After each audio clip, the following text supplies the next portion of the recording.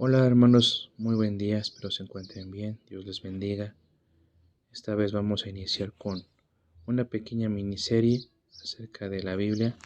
Vamos a introducirnos poco a poco sobre lo que es la Biblia, su importancia, cuál es su contenido principal y qué es lo que nos revela. Bien, para empezar nuestra primera clase, vamos a comenzar en 2 de Timoteo 3:16. Yo estaré usando la traducción estaré usando la Biblia Nueva Traducción Viviente.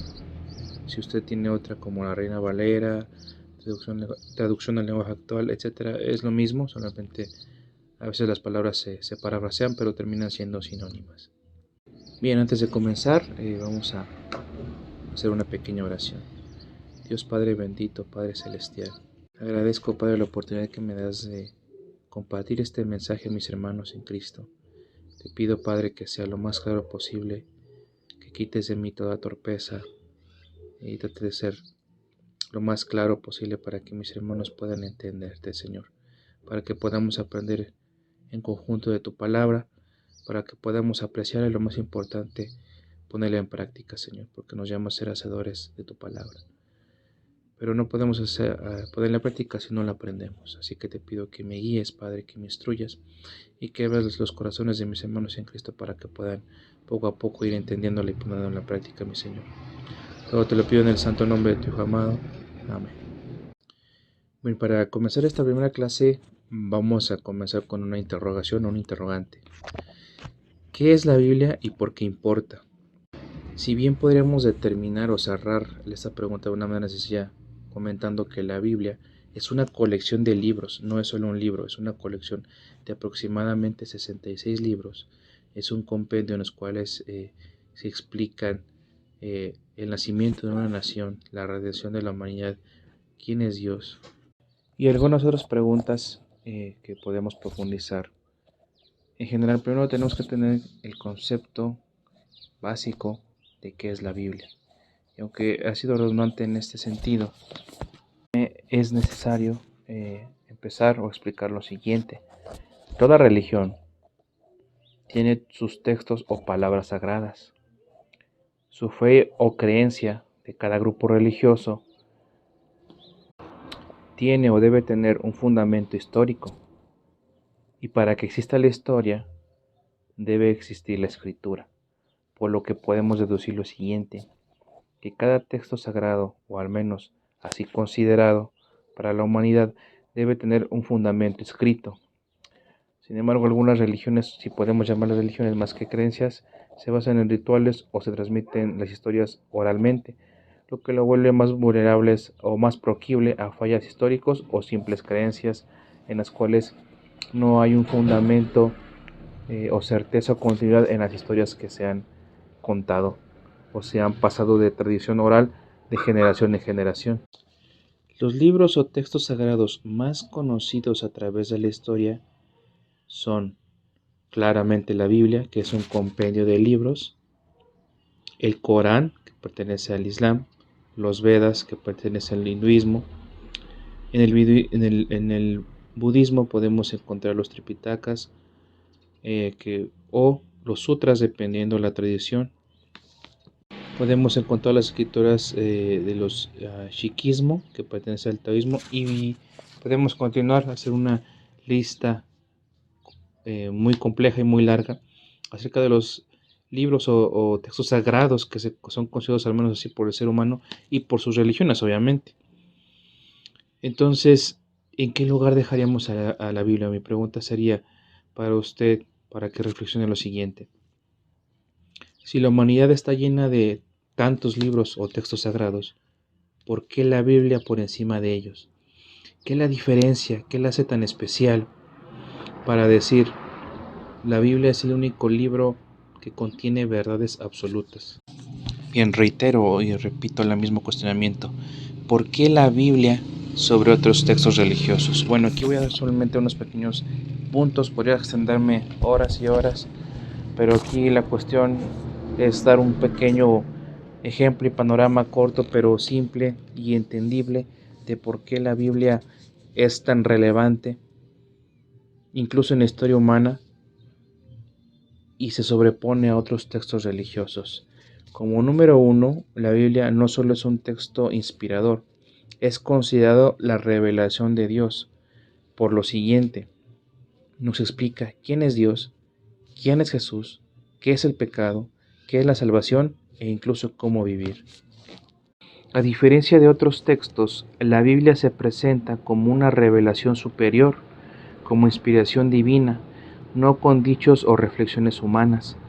Es normalmente sabido que en la cultura popular estamos llenos de literatura en donde hay reflexiones y no podemos decir que son reflexiones malas, incluso invitan al cuestionamiento de nuestra existencia, como los grandes pensadores griegos o filósofos. Sin embargo, siempre te da una limitante, que al ser de raíz humana, realmente nunca podremos responder o más bien entender de dónde vienen esos cuestionamientos. Bien, son sinceros, podemos o no tener la respuesta completa. La Biblia, a diferencia de los razonamientos humanos, presenta al ser humano como es, con sus defectos, con esa separación tan grande que tiene del Creador, pero también presenta el modo o el plan de salvación o redención para el ser humano. No solamente se queda en un cuestionamiento, en una reflexión, sino que promueve las acciones para un justo vivir. Como número 2 o punto número 2, tenemos que el cristianismo afirma exclusividad. En el Evangelio de Juan podemos leer lo siguiente, cuando Jesús hace una afirmación contundente. Jesús dice: yo soy el camino, la verdad y la vida, y nadie viene al Padre si no es por mí o a través de mí. Este tipo de afirmaciones tan absolutivas hacen que el cristianismo sea exclusivo y que no muestre o no tenga otras opciones para llegar a esa comunión con Dios si no es a través de su Hijo Jesucristo. En otras religiones o en otros textos religiosos podemos ver que se incitan a las acciones, se incitan a diversas formas de llegar, ¿verdad? Pero todo a través del esfuerzo humano, como si el ser humano en su propia fuerza pudiera redimirse a sí mismo, cosa que la Biblia contradice completamente. El ser humano por sí mismo es inútil y no puede ni tiene la capacidad de llegar a Dios a través de sí mismo.